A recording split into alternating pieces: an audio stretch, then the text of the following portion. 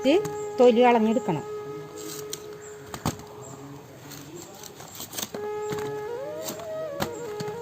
പോരെ, ഞാൻ പറഞ്ഞാൽ പോരെ.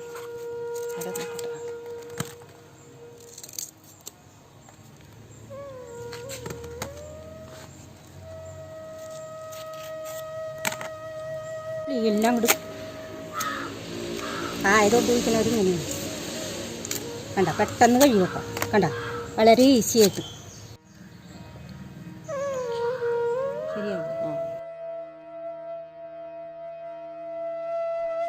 ഈ പുള്ളിക്കാരി എൻ്റെ ഉമ്മയുടെ ഒരു ഹെൽപ്പറാണ്.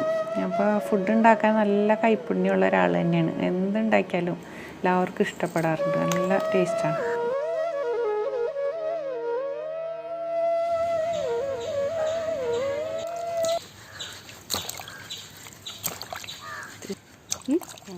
കുറച്ച് കഴിഞ്ഞിട്ട് കേട്ടോ.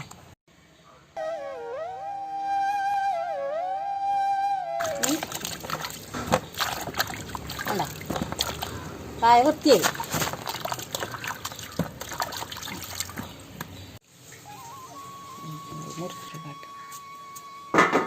നന്നാവുണ്ടല്ലോ അല്ലേ? ഇത്ര കാനം വരുന്നോട്ടെ, ഇത്തിരി കാനം വേണം.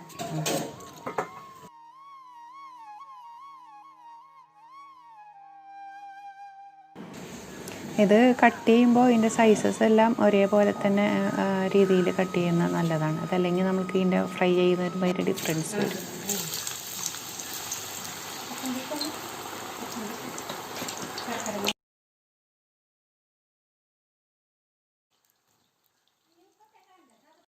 ഞാനിവിടെ 3 കിലോ കായാണ് എടുത്തിരിക്കുന്നത്. അതിലേക്ക് ഒരു 1/2 kg ശർക്കര കറക്റ്റ് പാകമായിരിക്കുള്ളൂ.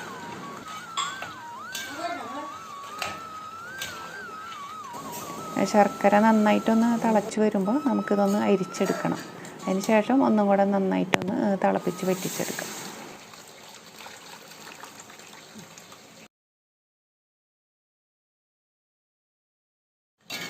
ഇപ്പോൾ കായ വറുക്കാനിട്ട് നല്ലോണം തന്നെ മൊരിഞ്ഞ് വന്നിട്ടുണ്ട്. ഇത് അത്യാവശ്യം നല്ലോണം മൊരിയണം കേട്ടോ. നല്ല സൗണ്ടായിട്ട് വരും. അപ്പോൾ നമുക്കിത് കോരിയെടുത്താൽ മതി.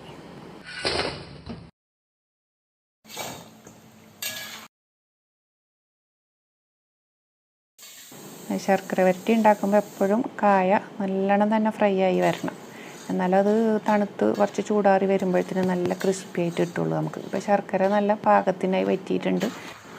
കായയും ഇവിടെ നല്ലോണം തന്നെ ഫ്രൈ ആയി വന്നിട്ടുണ്ട്. കണ്ടോ, നല്ല കളറെല്ലാം മാറി നല്ല കിളിങ്ങണ സൗണ്ടായിരിക്കുള്ളൂ അത് ഇടുമ്പോൾ. ശർക്കരയും കണ്ടോ ചെറുതായിട്ട് ഇങ്ങനെ കയ്യിലൊട്ടണ ഒരു പരുവത്തിലാവുമ്പോൾ നമുക്കിത് ഫ്രൈ ചെയ്ത് വെച്ചിരിക്കുന്ന കായ ഇതിലേക്ക് ഇട്ട് മിക്സ് ചെയ്ത് കൊടുക്കുക. കണ്ടോ, അപ്പോൾ ഇടുമ്പോൾ തന്നെ കുറച്ചിങ്ങനെ ലൂസായിട്ട് ശർക്കര ഉണ്ടാവും. അപ്പോൾ നമ്മൾ ഫ്ലെയിം ഓഫ് ചെയ്യാതെ തന്നെ മീഡിയം ഫ്ലെയിമിലിട്ട് നമുക്കിതൊന്ന് നല്ലോണം തന്നെ ഒന്ന് വരട്ടിയെടുക്കണം. ഇനിയിപ്പോൾ കണ്ടോ, ഈ ഒരു സമയത്ത് നമുക്ക് നമ്മൾ പൊടിച്ച് വെച്ചിരിക്കുന്ന ചുക്കും ഏലക്കയും നമ്മൾ രണ്ടും കൂടെ മിക്സ് ചെയ്ത് പൊടിച്ചതാണ്. ഒരു 2 ടേബിൾ സ്പൂണോ കണക്കാക്കി ഞാനിതിലേക്ക് ഇട്ട് കൊടുക്കുന്നുണ്ട്. ഇനി ഇതെല്ലാം കൂടെ ഒന്ന് മിക്സ് ചെയ്തതിന് ശേഷം നമുക്ക് ഫ്ലെയിം ഓഫ് ചെയ്യാം. അതിന് ശേഷം ഫ്ലെയിം ഓഫ് ചെയ്തതിന് ശേഷമാണ് നമ്മളൊരു 2 ടേബിൾ സ്പൂണോ 3 ടേബിൾ സ്പൂണോ പഞ്ചസാര ഇതിലേക്ക് ചേർത്ത് കൊടുത്തിട്ടുണ്ടെങ്കിൽ നമ്മൾ ഈ ശർക്കര വരട്ടി തീരെ ഒട്ടിപ്പിടിക്കാതെ തന്നെ ചൂടാറി വരുമ്പോൾ തീരെ ഒട്ടിപ്പിടിക്കാതെ നമുക്ക് സെപ്പറേറ്റ് ആയിട്ട് തന്നെ എടുക്കാൻ പറ്റും. അങ്ങനെ ചെയ്യുന്നത് നല്ലതാണ്. കണ്ടോ, അപ്പോൾ നമ്മുടെ ശർക്കര വരട്ടി ഇവിടെ റെഡിയായി വന്നിട്ടുണ്ട്. ഇനി നമുക്ക് ഇതൊന്ന് ചൂടാറിയതിന് ശേഷം ഒരു എയർ ടൈറ്റ് കണ്ടെയ്നറിലിട്ട് സൂക്ഷിച്ച് വെക്കാം. അപ്പോൾ ഈ ഒരു വീഡിയോ നിങ്ങൾക്ക് ഇഷ്ടമായിട്ടുണ്ടെങ്കിൽ തീർച്ചയായിട്ടും ഷെയർ ചെയ്യാൻ മറക്കരുത് കേട്ടോ. പിന്നെ പുതിയ റെസിപ്പി ആയിട്ട് അടുത്ത വീഡിയോയിൽ കാണുന്നവരെ ടേക്ക് കെയർ ആൻഡ് ബൈ.